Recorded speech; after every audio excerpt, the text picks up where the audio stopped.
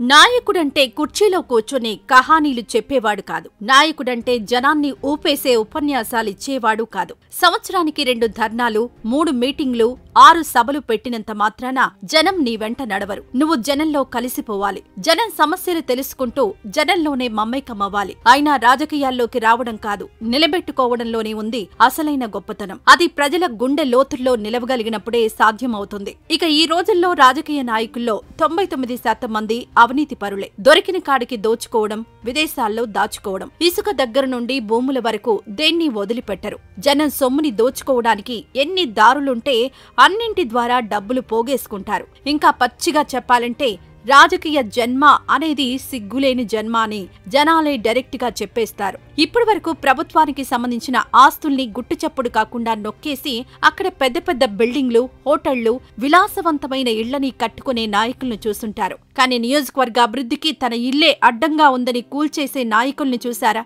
అయితే ఇప్పుడు చూసేయండి. మాటలు చెప్పడం వేరు, చేతల్లో చూపించడం వేరు. నోరు తెరిస్తే ఆదర్శాలు వల్లించే రాజకీయ నేతలు ఎవరూ కూడా తమ సొంత ప్రయోజనాల్ని కాలదనుకోవడానికి ససేమిరా అంటారు. ఆదర్శాలు మొత్తం తమ వరకు రానంత వరకు, తమకు నష్టం చేయనంత వరకు మాత్రమే. లెక్కలు తేడా వస్తే మాత్రం తమ ప్రయోజనాల్ని వదులుకోవడానికి సిద్ధంగా ఉండరు. అలాంటిది తాజాగా తెలంగాణకు చెందిన బీజేపీ ఎమ్మెల్యే ఒకరు హాట్ టాపిక్ గా మారారు. రోడ్డు విస్తరణ కోసం తన సొంతింటిని కూల్చేందుకు సిద్ధం కావడమే కాదు, తానే ముందుండి నడిపించిన వైనం ఇప్పుడు తెలుగు రాష్ట్రాల్లో హాట్ టాపిక్ గా మారింది. ఇంతకు ఆయన ఎవరో కాదు, ఇటీవల జరిగిన ఎన్నికల్లో సీఎం రేవంత్ ను, మాజీ సీఎం కేసీఆర్ ను ఓడించి సంచలనంగా మారిన బీజేపీ ఎమ్మెల్యే వెంకట రమణారెడ్డి. ప్రజాసేవలో రావాల్సిన మార్పు ఏమిటన్న విషయాన్ని ఆయన మాటల్లో కాకుండా చేతల్లో చూపించడం ఆసక్తికరంగా మారింది. ఆయన గొప్ప మనసును పలువురు కీర్తిస్తున్నారు. తన నియోజకవర్గంలోని రోడ్డు విస్తరణ కోసం ఆయన తన సొంతింటిని కూల్చేసుకోవడానికి సిద్ధమయ్యారు.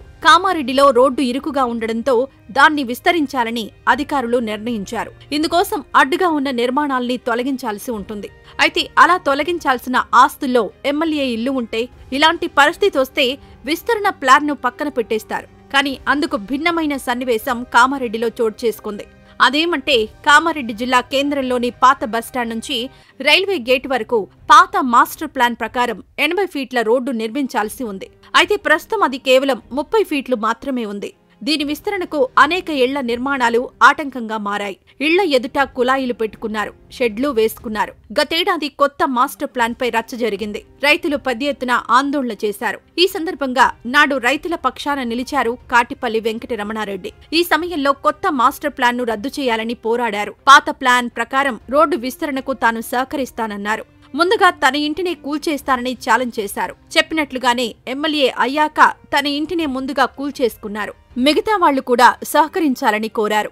అలానే 2 థియేటర్లున్నాయి. తన ఎన్నికల ప్రచారంలో భాగంగా నియోజకవర్గాన్ని తన సొంత డబ్బులతో డెవలప్ చేస్తానని చెప్పడం తెలిసిందే. అందుకు అవసరమైతే 100 కోట్ల ఖర్చుకు తాను వెనకాడబోనని చెప్పారు. అన్నట్లే రోడ్డు విస్తరణ కోసం తన ఇంటిని అధికారులకిచ్చేసిన ఆయన బుల్డోజర్లు ఇంటిని పగలగొట్టే వేళలో దగ్గరుండి మరీ పనిచేయించిన వైనంపై పెద్ద ఎత్తున ప్రశంసలు వెల్లువెత్తుతున్నాయి. ఇలాంటి ఎమ్మెల్యేలు ఎక్కడో ఉంటారని, వారి గురించి పేపర్లలో చదువుతుంటామని, అలాంటిది తమ ఎమ్మెల్యేనే ఇంత గొప్ప మనసు ప్రదర్శించడంతో కామారెడ్డి నియోజకవర్గ ప్రజలు ఆనందాన్ని వ్యక్తం చేస్తున్నారు.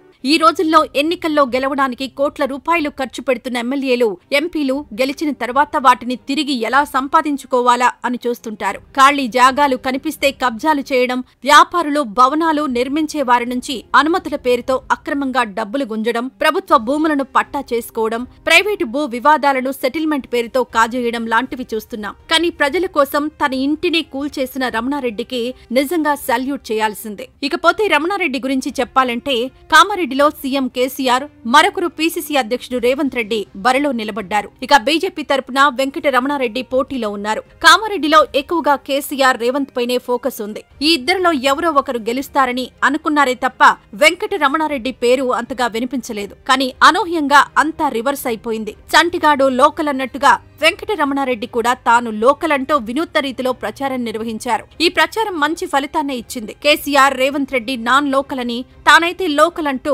వెంకట రమణారెడ్డి ప్రజల్లోకి చొచ్చుకెళ్లారు. కొడంగల్లో బస్సు బయలుదేరితే తిరిగి కొడంగల్కే వెళ్తుందని, మెదక్ నుంచి బస్సు బయలుదేరితే మళ్లీ మెదక్కే పోతుందని, కానీ తానైతే ఇక్కడే ఉంటానని రమణారెడ్డి ఒక నినాదాన్ని జనాల్లోకి తీసుకెళ్లి ప్రజల మెప్పును పొందగలిగారు. దీంతో కామారెడ్డి ప్రజలంతా పువ్వు పార్టీ లీడర్కు పట్టం కట్టి 2 సీఎం క్యాండిడేట్లను ఓడించారు. 2 బిగ్ లీడర్లను ఓడించిన మొనగాడు అంటూ వెంకటరమణారెడ్డిని నెటిజన్లు ఆకాశానికెత్తుకున్నారు. ఏదేమైనా తెలంగాణ ఎన్నికలంతా ఒకెత్తైతే కామారెడ్డిలో బీజేపీ విజయం మాత్రం సరికొత్త రికార్డే. ఎవరు అవునన్నా కాదన్నా వెంకటరమణారెడ్డి విజయం మాత్రం తెలంగాణ చరిత్రలో ఒక మైలురాయిగా నిలిచిపోతుంది. కామారెడ్డిలో గెలుపొందిన కాటిపల్లి వెంకటరమణారెడ్డి పలు సేవా కార్యక్రమాలతో ప్రజల్లో మంచి గుర్తింపు పొందారు. వృత్తిరీత్యా వ్యాపారవేత్త, ఇంటర్ వరకు చదువుకున్నారు. వైఎస్ రాజశేఖర రెడ్డికి వీరాభిమాని. గతంలో జడ్పీ చైర్మన్ గా పనిచేశారు. 2018లో జరిగిన మధ్యంతర ఎన్నికల్లో కాంగ్రెస్ నుంచి టికెట్ ఆశించి భంగపడ్డారు. దీంతో ఆయన బీజేపీలో చేరి